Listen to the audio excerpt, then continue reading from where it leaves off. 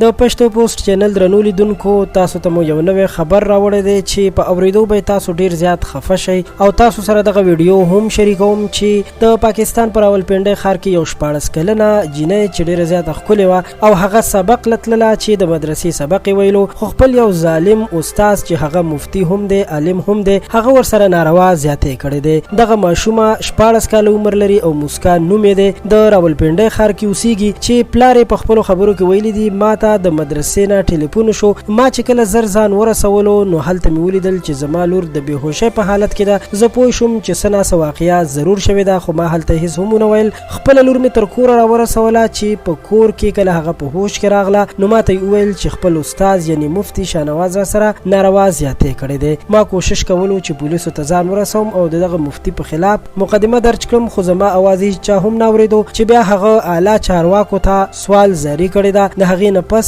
د رپورټ لیکل شوی دی او د ماشومې ټیسټ هم شوی دی چې آیا دې سره رښتیا زیاتې شوی او که نه خو د فزیکل معلوماتو نه داسې ښکاري چې په دغه جینۍ باندې زیاتې شوی دی او د دې په وجود باندې نشانونه هم شته خو تر اوسه پورې انتظار دی چې مکمل رپورټس راشي بیا به معلومات کیږي چې اصلي واقعه څه وه خو تر اوسه پورې دغه مفتی هم نه دی نیول شوی او کوشش شروع دی چې هغه زر تر زره ونیول شي او د قانون منګولو ته وسپارل شي دوستانو دا وه زموږ د نن ورځې یو دردونکې خبر چې تاسو سره مشارک کو تاسو داسې ظالمانو ته کوم قسم سزا خوښول غواړئ ضرور سره خپل نظر کمنټ کې ولیکئ او زموږ چینل پښتو پوسټ هم سبسکرایب کړئ ډیره مننه